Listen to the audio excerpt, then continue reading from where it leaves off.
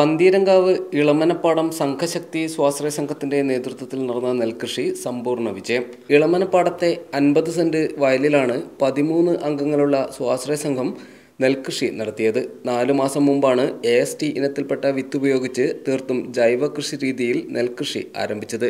കഴിഞ്ഞ 13 വർഷമായി സംഘശക്തി സ്വാശ്രയ സംഘം പ്രദേശത്ത് നിരവധി സേവന പ്രവർത്തനങ്ങളും നടത്തിയിട്ടുണ്ട്. കൊയ്ത്തുത്സവത്തിൽ സംഘാംഗങ്ങളും കുട്ടികളുമടക്കം നിരവധി പേർ പങ്കെടുത്തു. നെൽകൃഷി സജീവമായിരുന്ന ഒരു കാലഘട്ടത്തിൻ്റെ ഓർമ്മപ്പെടുത്തൽ കൂടിയായിരുന്നു ഇന്നു നടന്ന കൊയ്ത്തുത്സവം. സംഘശക്തി സ്വാശ്രയ സംഘം എന്ന സംഘടനയാണ് ഇത് നടത്തുന്നത്. അതായത് 10-13 വർഷം മുമ്പ് രൂപീകരിച്ച സ്വാശ്രയ സംഘം. അത് ഈ വർഷമാണ് ഞങ്ങൾ ഈ രീതിയിലുള്ള ഒരു കൃഷി എന്ന രീതിയിലേക്ക് വന്നത്. മറ്റെല്ലാവരും കൃഷിയിൽ ബന്ധപ്പെട്ട ആൾക്കാരാണ് ഉള്ളത്. പച്ചക്കറി വാഴക്കൃഷിക്ക് ബന്ധപ്പെട്ട ആൾക്കാർ ഈ സംഘത്തിലുള്ളത്. നേരത്തെ ഞങ്ങൾ ഇൻ്റർലോക്ക് പരിപാടി നടത്തിയിരുന്നു. അതിനുശേഷം പിന്നെ ഈ കൊയ്ത്ത് നെൽകൃഷി എന്ന രീതിയിലേക്ക്, അതായത് നമ്മുടെ പ്രദേശത്ത് നാമാവശായിക്കൊണ്ടിരിക്കുന്ന വയലുകളെ ഏതെങ്കിലും ഒരു ചെറിയൊരു വില അനക്കിയിട്ട് ഒന്ന് ഉയർത്തിക്കൊണ്ടുവരാൻ പറ്റുമെന്നുള്ളൊരു ലക്ഷ്യം കൂടെ ഇതിൽ ഞങ്ങൾ കാണുന്നുണ്ട്. ആ രീതിയിലുള്ള പ്രവർത്തനമാണ് ഈ കൃഷിയിലേക്ക് വരാനുണ്ടായ കാരണം.